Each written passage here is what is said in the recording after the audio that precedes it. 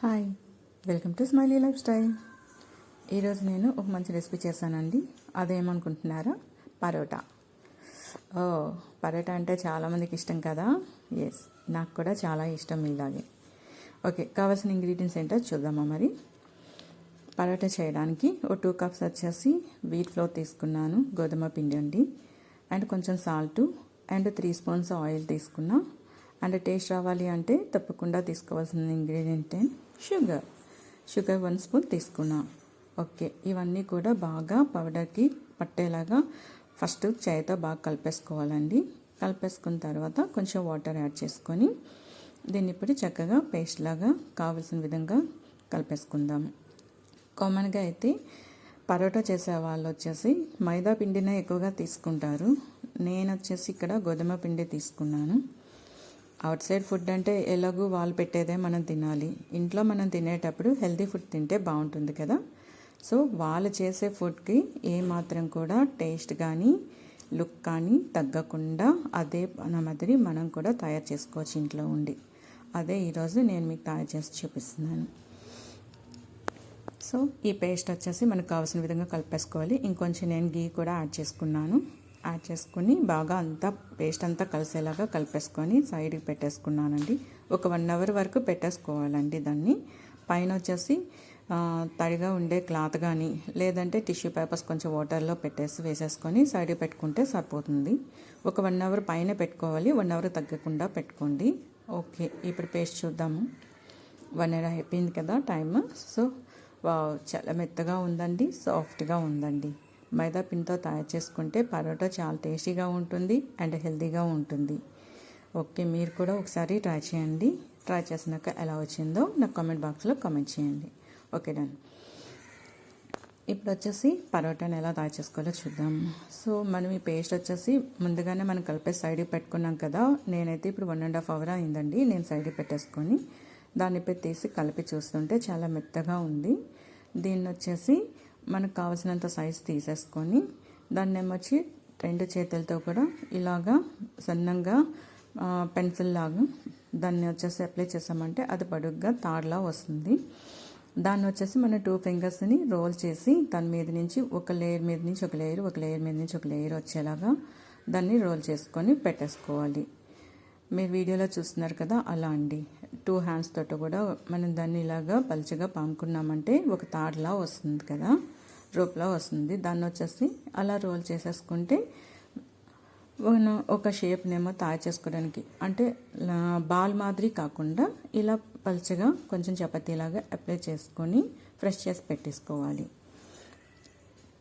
Yes, అలా పెట్టేసుకున్నామంటే మనం అది లేయర్గా మనం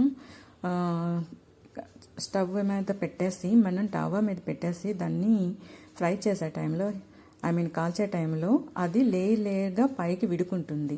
సో అది విడిపోవాలి కదా. మనం పరోటా అంటేనే లేయర్గా పైకి రావడం అనమాట. చపాతీ అంటే నార్మల్గా ఉంటుంది, పరోటాకి ఏమొచ్చి లేయర్స్గా విడివిడిగా రావాలి. అలా రావాలి అంటే ఇప్పుడు నేను చేస్తున్న ప్రాసెస్లో మాత్రమే చేయాలి. అలా చేసామంటే చాలా ఈజీగా తయారైపోతుంది అండ్ లేయర్ కూడా పైకి లేచి అలా వచ్చేస్తాయి. స్టవ్ మీద మనం పెట్టి హీట్ చేస్తూ ఉంటే చాలా బాగుంటుందండి. ఓకే, నేను ఇక్కడ మీకు తయారు చేసే విధానం మాత్రమే చూపిస్తానండి. పరోటాని కరెక్ట్గా ఏ విధంగా మనం తయారు చేయాలనేది మీరు చూడాలి. సో మనం ఆ పేస్ట్ అంతా కూడా పరోటాని లేయర్గా వచ్చినట్లు మన రూపులో తయారు చేసుకొని సైడ్కి పెట్టేసుకుందాము. ఇప్పుడు దాన్ని చపాతీ కర్ర తీసుకొని కొంచెం లైట్గా వత్తేసుకోవాలండి. పెద్దగా ఫ్రెష్ చేసి వత్తొద్దండి. దానికి మనం పౌడర్ కూడా వేయకూడదు. వత్తేటప్పుడు దానికి ఆల్రెడీ ఆయిల్ గీ మనం అప్లై చేసుకున్నాం కదా. సో దాంతో కూడా కిందన మనకి అంటుకోకుండానే వస్తుంది. కాకపోతే చాలా లైట్గా వత్తాలండి, బలంగా వత్తకూడదు. ఆ లేయర్స్ అన్నీ కూడా కనెక్ట్ అయిపోయి కలిసిపోతాయి. ఇప్పుడు వచ్చేసి దాన్ని అలా వత్తేసుకున్న తర్వాత ఒక నైఫ్ తీసుకొని 1 by 1 అలాగా కట్ చేసుకోవాలండి. వీడియోలో చూస్తున్నట్లు ఇలా కట్ చేసుకున్న తర్వాత దాన్ని అలా రోల్ చేసుకుంటూ ఒకదాని మీద నుంచి ఒకటి వచ్చేసేయాలి. దాన్ని డిస్టర్బ్ చేయకుండా ఒకదాని మీద నుంచి ఒకటి రోల్స్ వచ్చేలాగా చేసుకొని దాన్ని కొంచెం ఇలా సాగదీసి మళ్ళీ మనం 2 ఫింగర్స్ మీద నుంచి రోల్ చేసుకొని ఒక లేయర్ మీద నుంచి లేయర్ వేసుకొని దాన్ని ఒక షేప్ లాగా పెట్టేసుకొని దాన్ని ఇప్పుడు మళ్ళీ మనం ఒత్తేసుకోవాలి. అదే చపాతీలాగా పామేసుకోవాలి. లైట్గా పామాలండి, ఇది మర్చిపోవద్దు. మీకు ఇప్పటికే చాలాసార్లు చెప్తున్నాను, లైట్గా పామాలలా. అప్పుడు వచ్చేసి దాన్ని మనం స్టవ్ మీద వచ్చేసి ఇప్పుడు పెట్టి వేడి చేసుకుందాం. మరి చూసారా ఎంత సాఫ్ట్గా వచ్చింది కదా. ఓకే, స్టవ్ ఆన్ చేసుకొని రవ్వ పెట్టేసుకుందామండి. దీని మీద అయితే నేను వెన్న తీసుకొని వేసుకున్నానండి. నేను వెన్న స్టోర్ చేసి పెట్టుకుంటానండి ఫ్రిడ్జ్లో. కావలసినప్పుడు కావలసిన విధంగా తీసుకొని ఇలా యూజ్ చేసుకుంటాను. మీరు కూడా వెన్న కానీ గీ కానీ తీసుకోవచ్చు. ఈ రెండు లేదనుకుంటే ఆయిల్ కూడా తీసుకోవచ్చు అండి. ఆయిల్తో కూడా పరోటా చాలా బాగుంటుంది. మీరు కూడా ఒకసారి ట్రై చేయండి. నేనైతే ఇప్పుడు వచ్చేసి వెన్న తీసుకున్నాను. దీంట్లో వచ్చేసి ఈ పరోటాని వేసి బాగా కాల్చుకున్నామంటే పైన కిందన లేయర్గా ఫామ్ అవుతుందండి. దాన్ని ప్లేట్లోకి తీసుకొని 2 హ్యాండ్స్తో పుష్ చేసుకుంటే అది పరోటా లాగా లేయర్స్ ఫామ్ అవుతుంది. అవి సపరేట్ అయిపోతుంది. నేనైతే ఇక్కడ మీకు వీడియోలో పరోటా చేసేంతవరకు మాత్రమే వీడియో చేసి పెట్టానండి. వీడియో లెంత్ ఎక్కువైపోతుందని. నెక్స్ట్ టైం వచ్చేసి ఇక్కడ నేను సెకండ్ పార్ట్ పెడతాను. Okay friends, thank you for watching. చక్కెర స్టవ్ మీద పెట్టేటప్పటికి ఆల్రెడీ లైట్గా ఫామ్ అయిపోతున్నాయి లేయర్స్ అండి. ఓకే, నెక్స్ట్ వీడియోలో మీకు ఫుల్ వీడియో చేస్తాను. ఇప్పటికైతే ఇది చాలు. బట్ కన్ఫామ్గా మీరు తయారు చేయాలండి. ఈ విధంగా తయారు చేయండి. సింపుల్గా, ఈజీగా, చాలా తొందరగా కుక్ అయిపోతుంది.